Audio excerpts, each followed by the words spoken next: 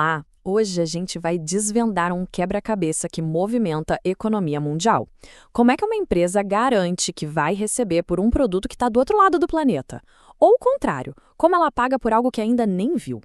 Pois é, no fundo, tudo se resume a um grande e estratégico jogo de confiança. Essa é a pergunta de US$ 1 milhão, literalmente. Pensa só no dilema. Quem exporta fica com aquele medo, né, de mandar a carga e cadê o dinheiro? Nunca mais vê a cor dele. Já quem importa tem o receio oposto, fazer o pagamento adiantado e receber, sei lá, um container cheio de areia. É um verdadeiro impasse. E a solução para esse impasse é tratar cada negócio como se fosse um jogo de estratégia. Cada modalidade de pagamento que a gente vai ver aqui é como uma jogada diferente nesse tabuleiro.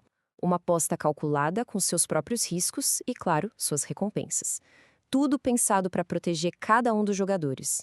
Mas, olha, antes de sair fazendo qualquer jogada, a gente precisa primeiro entender o tabuleiro. E a base de absolutamente tudo no comércio exterior é uma coisa chamada fechamento de câmbio. E não é só uma troca de dinheiro, é um contrato sério e formal. O primeiro conceito, o mais básico, é a taxa de câmbio, ou seja, o preço da moeda estrangeira.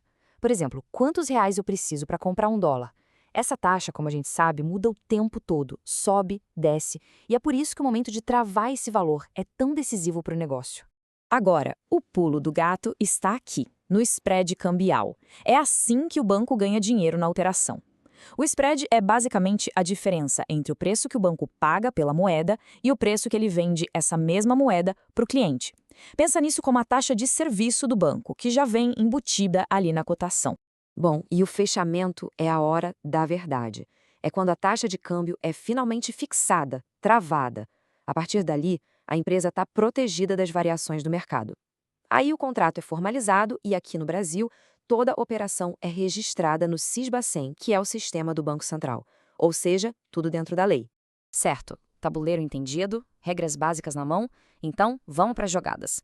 Vamos explorar agora os diferentes níveis desse nosso jogo de confiança, ou seja, as principais estratégias de pagamento que existem no comércio exterior. Vamos começar pelos dois extremos, o 8 e o 80 do risco. De um lado, temos o pagamento antecipado. Aqui, o importador paga tudo antes mesmo de a mercadoria sair do lugar, o risco todo dele. Do outro lado, a gente tem a remessa sem saque. O exportador envia tudo e depois, reza para o importador pagar. Nesse caso, o risco é 100% de quem vendeu. Mas aí fica a pergunta: por que alguém assumiria todo o risco assim? Bom, existem situações bem específicas, né? O pagamento antecipado, por exemplo, é super comum para envio de amostras, produtos exclusivos ou quando o vendedor simplesmente tem a faca e o queijo na mão. Já a remessa sem saque rola quando a confiança é total, tipo entre filiais da mesma empresa ou parceiros de negócios de décadas. Ok, mas a gente sabe que na maioria das vezes não existe nem essa confiança toda, nem esse poder de barganha absoluto. A maior parte das negociações acontece ali, no meio termo. E a primeira estratégia para equilibrar o jogo é a tal da cobrança documentária. É aqui que os bancos entram em campo para atuar como uma espécie de árbitro. Olha só como funciona. O exportador despacha a mercadoria e entrega os documentos de posse para o banco dele. Os bancos dos dois lados se conversam e o importador só consegue botar a mão nesses documentos, que são essenciais para liberar a carga na alfândega, depois que ele paga ou assina um aceite da dívida. Mas atenção, aqui tem um detalhe crucial. O banco gerencia a troca de papéis pelo dinheiro, mas ele não garante que o importador vai pagar. O risco de calote ainda existe. E se for preciso uma segurança, nível máximo? Para esses casos, existe a jogada mais forte, mais complexa e também mais cara do jogo. A famosa carta de crédito, ou LC, como o mercado chama. É o nível mais alto de proteção para todo mundo. E aqui que o jogo vira completamente. Com a carta de crédito, o compromisso de pagar não é mais da empresa que compra, é do banco dela. O banco do importador assume a obrigação de pagar o exportador. Mas tem uma condição, claro. O exportador precisa apresentar um conjunto de documentos absolutamente perfeitos, sem um único errinho, seguindo à risca tudo o que foi combinado. E quando eu digo perfeitos, é perfeitos mesmo. Dá uma olhada nesse slide. É isso que ilustra o nível de exigência. Um simples erro de digitação na fatura, uma data que não bate, qualquer detalhezinho pode criar o que eles chamam de discrepância. E isso já dá ao banco o direito de não pagar. Essa rigidez toda que garante a segurança da operação. Beleza, agora que a gente já conhece as principais jogadas, Vamos colocar tudo lado a lado numa balança. Vamos comparar o risco e o custo de cada uma dessas estratégias para ficar bem claro. Esse quadro aqui resume o jogo todo. Olha só a relação. Pagamento antecipado e remessa direta têm um custo bancário baixo, mas o risco fica todo concentrado num dos lados. A cobrança já equilibra melhor o risco, com um custo médio. E lá no topo, a carta de crédito. O risco é baixíssimo para ambos, mas em compensação, o custo bancário é o mais alto.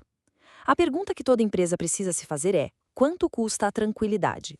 Entender as regras é o primeiro passo, claro, mas no mundo real, na prática, escolher a jogada certa envolve analisar o cenário todo. Não é só uma questão de confiança, envolve um monte de outros fatores estratégicos. A decisão final depende de várias coisas. Por exemplo, se a negociação é com um país que tem um risco político alto, a carta de crédito vira quase uma regra. O produto é uma commodity, tipo soja, minério, geralmente se usa cobrança ou carta de crédito. E claro, o fluxo de caixa da empresa pesa muito. Uma empresa com pouco capital de giro vai ter dificuldade em fazer um pagamento antecipado, por exemplo. E para a gente fechar, fica uma reflexão. A gente viu que todo esse sistema foi criado para gerenciar a confiança, usando documentos, intermediários, bancos. Mas e agora? Num mundo cada vez mais digital, com tecnologias como blockchain que prometem transações super seguras e transparentes, como será que esse jogo vai evoluir, hein? A confiança ainda vai depender dos bancos ou ela vai ser garantida por algoritmos? Uma boa pergunta para o futuro do comércio global.